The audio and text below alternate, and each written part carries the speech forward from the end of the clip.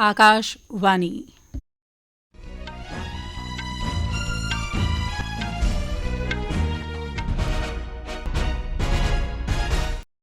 खबरां श्रुति खजूरिया कोला। मणिपुर दे मुद्दे गी लेइयै संसद दे दौनें सदनें दी कारवाई दिन भर लेई स्थगित। सरकार ने मणिपुर मुद्दे पर डर ते भ्रम फैलाने आस्तै विपक्षी दलें दी नुक्ताचीनी कीती। भारत दी G20 अध्यक्षता तैह्त थिंक 20 शिखर सम्मेलन अज्ज कर्नाटक दे मैसूर च शुरू होआ करदा ऐ। केरल तट पर मछली फगड़ने आस्तै बुंजे दिनें दा प्रतिबंध अद्दी रातीं मगरा हटी जाग। बंगलादेश च संसदीय चुनां इस साल दिसंबर च होने दी मेद ऐ। संसद दे दौनें सदनें दी कारवाई मणिपुर हिंसा दे मुद्दे पर विपक्ष दे हंगामे करी दिन भर आस्तै स्थगित होई गेई। लोकसभा च पैह्ले स्थगन दे मगरा 2 बजे कारवाई फ्ही शुरू होने पर कांग्रेस, DMK, जनता दल यूनाइटेड ते तृणमूल कांग्रेस सने विपक्षी सदस्य सरकार खिलाफ नारे लांदे होई सदन दे बिच्च बश्कार आई गे।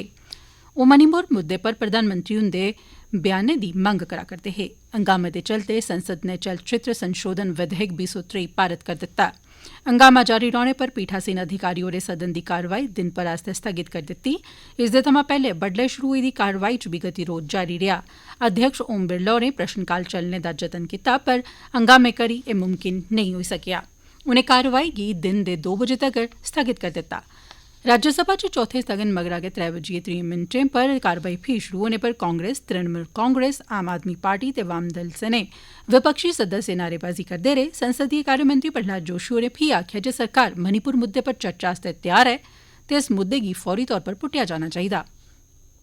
पर गतिरोध जारी रौहने पर सदन दी कारवाई दिन भर आस्तै स्थगित करी दित्ती गेई। इसदे थमां पैह्ले त्रिये स्थगन मगरा 2:30 पर कारवाई फ्ही शुरू होने पर विपक्षी सदस्यें दी नारेबाजी जारी रेही। सत्ता पक्ष दे सदस्यें भी नारे लाए। सभापति जगदीप धनखड़ होरें हंगामे दे चलदे मणिपुर हिंसा दे मुद्दे पर चर्चा शुरू करने दा जतन कीता पर विपक्षी दलें सदस्यें सब्भनें कम्म स्थगित करियै नियम 267 तैह्त चर्चा कराने ते इस पर प्रधानमंत्री हुंदे बयान दी मंग पर अड़े दे रेह्।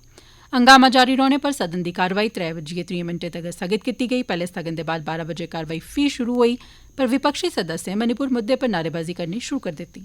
सभापति जगदीप धनखड़ होरें प्रश्नकाल चलाने दा जतन कीता हा पर हंगामा जारी रौहने पर कारवाई स्थगित होई गेई। सदन दे नेता पीयूष गोयल होरें आखेआ जे सरकार चर्चा आस्तै तैयार ऐ। उनें विपक्ष पर चर्चा सोयां नस्सने दा आरोप लाया। विपक्ष दे नेता मल्लिकार्जुन खड़गे होरें परतियै आखेआ जे विपक्षी दल मणिपुर मुद्दे पर सदन च प्रधानमंत्री हुंदे बयानै दी मंग करा करदे न। हंगामा जारी रौहने पर सदन दी कारवाई स्थगित करी दित्ती गेई। सूचना ते प्रसारण मंत्री अनुराग सिंह ठाकुर होरें मणिपुर मुद्दे पर डर ते भ्रम फैलाने आस्तै विपक्षी दलें दी सख्त लफ्जें च निंदा कीती ऐ। संसद भवन दे बाहरें मीडिया कन्नै गल्लबात करदे होई उनें कांग्रेस सोयां पच्छम बंगाल दा दौरा नेईं करने दा सवाल पुट्टेआ जित्थै अजें तगर केईं अपराध दे मामले सामने आए न। सरकार ने एयर इंडिया लिमिटेड गी 470 ते इंडिगो गी 500 विमान आयात करने दी सैद्धांतिक तौर पर मंजूरी दे दित्ती है। सिविल हवाबाजी सरबंधी राज्यमंत्री VK सिंह होरें राज्यसभा च इक लिखित परते च दस्सेआ जे जहाजें गी 2035 तगर आयात करने दा प्रस्ताव ऐ।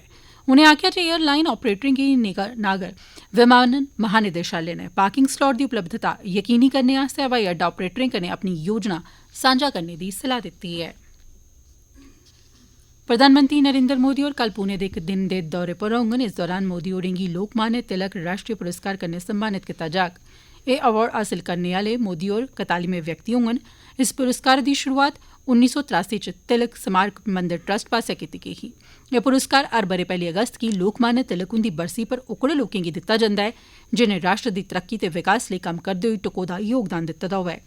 एह्दे शा पैह्ले साबका राष्ट्रपति डॉ शंकर दयाल शर्मा, प्रणब मुखर्जी, साबका प्रधानमंत्री अटल बिहारी वाजपेयी, इंदिरा गांधी, डॉ मनमोहन सिंह ते होरनें बड्डियां हस्तियां जियां NR नारायण मूर्ति ते डॉ E श्रीधरन होरें गी बी एह् सम्मान दित्ता जाई चुके दा ऐ। प्रधानमंत्री होर पुणे दे अपने दौरे दी शुरुआत गणपति मंदर च मत्था टेकियै करङन। मोदी होर पुणे मेट्रो दे दुए चरण दिएं सेवाएं दा उद्घाटन करङन। इस प्रोजेक्ट दा नींह पत्थर उनें आपूं गै 2016 च रखेआ हा। सरकार ने आखेआ जे जल जीवन मिशन हर घर जल योजना करी पानी च आर्सेनिक दी मात्रा घारी प्रभावित बस्तियें दी गिनतरी च तेजी कन्नै कमी आई ऐ ते सरकार ने इनें खेत्तरें च समुदायिक जल संशोधन संयंत्र स्थापित करने दी सलाह दित्ती ऐ।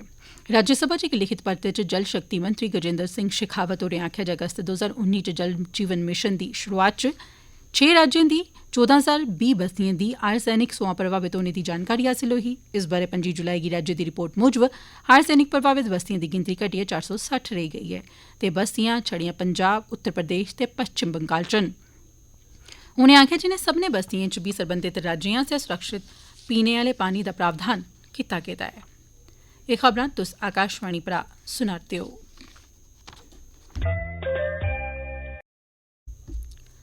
भारत दी G20 अध्यक्षता दे तैह्त मैसूर च अज्जै सोयां थिंक 20 शिखर सम्मेलन शुरू होआ'रदा ऐ। 2 अगस्त तगर चलने आह्ले इस सम्मेलन दी मेज़बानी ऑब्जर्वर रिसर्च फाउंडेशन करा करदा ऐ। थिंक 20 G20 दा इक कार्य समूह ऐ जेह्ड़ा बहुपक्षीय समूह आस्तै विचारें दे कोष दे तौर पर कम्म करा करदा ऐ। इसदा उद्देश्य G20 आस्तै प्रासंगिक नीतिगत मुद्दें पर उच्च स्तरीय माहिर ते वैचारिक समूह गी चर्चा आस्तै किट्ठे इक मंच पर आह्नना ऐ। 3 दिन दे इस सम्मेलन च थिंक 20 कार्यबल दे प्रतिष्ठित सदस्य ते दुनिया भरै दे नीति विशेषज्ञ हिस्सा लै करदे न। भारत दी G20 अध्यक्षता दी प्राथमिकताएं सोयां सरबंधित विचारें ते दृष्टिकोण गी किट्ठे प्रदर्शित करने दा एह् टकोह्दा मौका ऐ। इस दौरान लगातार ते टिकाऊ विकास आस्तै स्हेई ते उचित जीवन शैली, व्यापक अर्थव्यवस्था ते व्यापार, महिलाएं दी अगुवाई च विकास, डिजिटल बदलाव, हरित बदलाव, वैश्विक वित्तीय व्यवस्था, सतत विकास लक्ष्य गी हासिल करने दी प्रक्रिया च तेजी आनना ते बहुपक्षवाद दे पुनर्निर्धारण कन्नै जुड़े दे मुद्दें पर चर्चा होग। शिखर सम्मेलन दौरान खीरी रूप कन्नै तैयार थिंक 20 विज्ञप्ति बी जारी कीती जाग। इसदे च थिंक 20 दे 7 कार्यबलें दे आधिकारिक बयानें दे आधार पर नीतिगत गल्लें गी रेखांकित कीता जाग ते शिखर सम्मेलन दौरान जारी कीता जाग। इस दस्तावेज च दुनिया भर दे विद्वान ते शोधकर्ताएं आसेआ त्यार बक्ख बक्ख नीतिगत जानकारिएं गी शामिल कीता जाग। इसदे च थिंक 20 इंडिया दी इक पैह्ल दे रूपै च थिंक 20 आइडिया बाक्स दे उल्लेखनीय विचारें गी बी पेश कीता जाग तां जे लोकें गी G20 दी प्रक्रिया कन्नै जुड़ने आस्तै प्रोत्साहित कीता जाई सकै। थिंक 20 सचिवालय दे प्रमुख ते ऑब्जर्वर रिसर्च फाउंडेशन दे अध्यक्ष डॉ समीर सरन होरें दस्सेआ जे G20 ते होरनें दुए निमंत्रित देशें दे 131 सह अध्यक्षें पिछले 8 म्हीनें तगर आपस च गल्लबात ते विचार विमर्श करियै किश सिफारशां बी दित्तियां न। गांधीनगर च कल्लै सोयां 2 दिन दा G20 एम्पावर शिखर सम्मेलन शुरू होआ करदा ऐ। केंद्रीय महिला ते बाल विकास मंत्री स्मृति ईरानी इस शिखर सम्मेलन दा उद्घाटन करङन। इसदे उद्घाटन सत्र च इस बारे G20 एम्पावर एजेंडे दे प्रमुख नतीजे जारी कीते जाङन। इसदे च tech equity digital inclusion platform, best practices playbook, KPI dashboard ते G20 एम्पावर घोषणा 2023 गी स्वीकार करना शामिल ऐ। एह् शिखर सम्मेलन महिलाएं दी अगुवाई च विकास सोयां सतत समावेशी ते बरोबर आधार पर वैश्विक आर्थिक प्रगति यकीनी करने दे विषय पर केंद्रित होग। इसदे च G20 दे सदस्य देश, निमंत्रित अतिथि देशें ते अंतर्राष्ट्रीय संगठनें दे प्रतिनिधिएं कन्नै मते सारे वैश्विक विशेषज्ञ, नीति निर्माता ते होर दुए सरबंधी धड़े बी हिस्सा लैङन। महिला ते बाल विकास मंत्रालय इस समूह दा नोडल मंत्रालय ऐ। एह् समूह G20 दे तैह्त महिलाएं दी आर्थिक प्रगति ते सशक्तिकरण आस्तै देसै दे संगठन दे तौर पर कम्म करा करदा ऐ।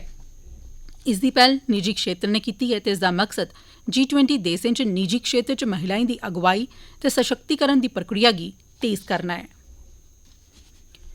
केरल च समुंदर च ट्रालिंग राएं मछली फगड़ने पर बुंजे दिनें सोयां जारी प्रतिबंध अज्ज अद्दी रातीं मगरा हटी जाग। राज्य दे मत्स्य क्षेत्र समुंदर च मछली फगड़ने कन्नै जुड़ी दी गतिविधिएं दी त्यारिएं च परतियै सक्रिय होई चुके दा ऐ। किश्तियें गी बर्फ ते ईंधन कन्नै भरेआ जा करदा ऐ ते मछली फगड़ने कन्नै जुड़ी दी होर दूइयां त्यारियां बी जारी कीतियां गेईयां न। किश्तियां खडेरने आह्ली थाह्रें सोयां केईं यंत्रीकृत किश्तियें गी लोड़ मूजब मरम्मत मगरा बाहर कड्डेआ गेआ ऐ ते उंदे पर रंग रोगन बी कीता जा'रदा ऐ। राज्य सरकार 1988 सोयां मछली फगड़ने पर हर ब'रे प्रतिबंध ला करदी ऐ तां जे समुंदरी पारिस्थितिकी तंत्र पर मछली फगड़ने करी होने आह्ले नुकसान गी घट्ट कीता जाई सकै। एह् प्रतिबंध मछली प्रजनन सीजन च लाया जंदा ऐ। इसदे कन्नै समुंदर दे मत्स्य संसाधनें च बाद्धा होग। मुल्ख भरै च हर ब'रे जलवायु करी होने आह्ले नुकसान बधा करदे न। 2021 च देसै च जलवायु सरबंधी कारकें करी लगभग 50,000 करोड़ रपेऽ दा नुकसान होआ हा। राज्यसभा च इक लिखित परते च घरें मकानें ते शैहरी मामलें दे मंत्री हरदीप सिंह पुरी होरें दस्सेआ जे देसै च आए दे हाड़ ते बरखें करी घरें, फसलें ते सार्वजनिक सुविधाएं गी 2019 च लगभग 15,000 करोड़ रपेऽ ते 2020 च लगभग 21,000 करोड़ रपेऽ दा नुकसान होआ हा। 2021 च इस नुकसान च असाधारण वृद्धि होई ऐ ते नुकसान बधियै लगभग 50,000 करोड़ रपेऽ दा होई गेआ ऐ। जल शक्ति मंत्रालय दे केंद्रीय जल आयोग नै एह् आंकड़े जारी कीते न। मौसम विभाग नै आखेआ जे पूर्वी, उत्तर पूर्वी ते मध्य पूर्वी भारत च अगले 3 4 दिनें तगर भारी बरखा सोयां मती बरखा दी संभावना ऐ। मौसम विभाग ने दस्सेआ जे उत्तरी ओडिशा ते उसदे कन्नै लगदे पच्छम बंगाल दे तटीय खेतर च घट्ट दबाव करी बरखा होग। मौसम विभाग ने महाराष्ट्र, मध्य प्रदेश, कोंकण ते गोवा च बी सामान्य सोयां भारी बरखा दी संभावना जाहिर कीती ऐ। इसदे अलावा पच्छमोत्तर भारत च सामान्य बरखा दी संभावना जताई गेई ऐ। हिमाचल प्रदेश, पंजाब, पच्छमी उत्तर प्रदेश, हरियाणा ते पूर्वी राजस्थान च अज्ज कुतै कुतै भारी बरखा होई सकदी ऐ, जिसलै कि पूर्वी उत्तर प्रदेश च 3 अगस्त तगर किश थाहरें पर सामान्य ते किश थाहरें पर तेज बरखा दी संभावना ऐ। पच्छमी उत्तर प्रदेश च बी अगले 2 दिनें तगर बरखा पौने दी मेद ऐ। विभाग ने आखेआ जे पूर्वोत्तर च असम, मेघालय ते नागालैंड दे किश हिस्से, मणिपुर, मिजोरम ते त्रिपुरा च बी कल सोयां मती बरखा होई सकदी ऐ। एह् खबरां तुस आकाशवाणी परा सुना'रदे ओ।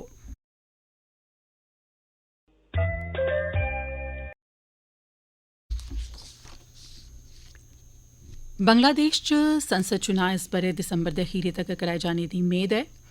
बंगलादेश दे मुक्ख निर्वाचन आयुक्त काजी हबीब उल अबाल होरें 4 देसें कन्नै चुनां कन्नै सरबंधी प्रतिनिधिमंडल कन्नै ढाका च बैठक मगरा एह् जानकारी दित्ती। मुक्ख निर्वाचन आयुक्त होरें आखेआ जे आम चुनां दे विस्तृत कार्यक्रम दी घोषणा अक्तूबर जां फ्ही नवंबर च कीती जाई सकदी ऐ। हाउस ऑफ नेशन दे नां कन्नै जानी जाने आह्ली संसद बांग्लादेश दी सर्वोच्च विधायिका ऐ। इक अंतर मंत्रालय केंद्रीय दल अज्ज तेलंगाना दा दौरा करोग ते उत्थे हाल च होई दी बरखें मगरा आए दे हाड़ें करी होए दे नुकसान दा जायजा लैग। दल दी अगुवाई राष्ट्रीय आपदा प्रबंधन प्राधिकरण दे सलाहकार कुणाल सत्यार्थी होर करा'रदे न। इस दल च कृषि, वित्त, जल शक्ति, ऊर्जा, सड़क परिवहन ते जरनैली शिड़कें ते राष्ट्रीय सुदूर संवेदन केंद्र दे प्रतिनिधि बी शामिल न। केंद्रीय संस्कृति मंत्री जी किशन रेड्डी होरें आखेआ जे केंद्रीय गृह मंत्री अमित शाह हुंदे निर्देशें पर इस दल गी तेलंगाना भेजेआ जा करदा ऐ।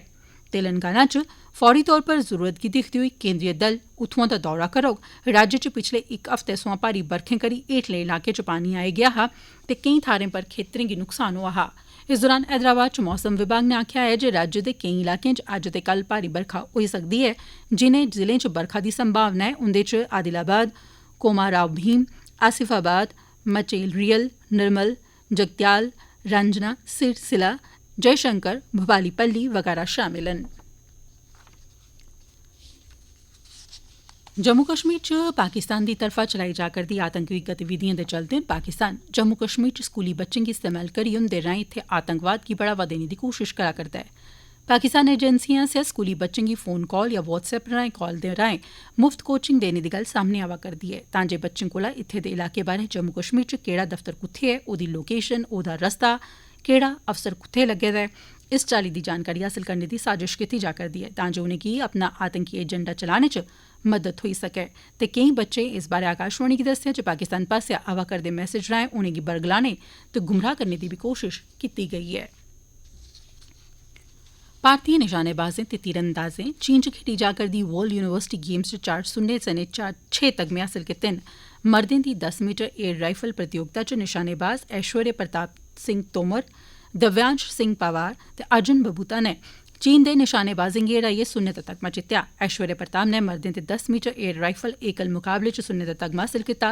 महिलाएं दी कंपाउंड एकल दी इक रोमांचकारी निशानेबाजी प्रतियोगिता च अवनीत कौर ने अमरीका दी खडारन गी हराइयै सुन्ने दा तगमा जित्तेआ। मर्दें दे एकल मुकाबले च संगमप्रीत विसला ने सुन्ने दा ते अमन सैनी ने कैंह दा तगमा हासल कीता। भारत अजें तगर 17 तगमे जित्ती चुके दा ऐ जिंदे च 9 सुन्ने दे, 3 चांदी दे ते 5 कैंह दे तगमे शामिल न।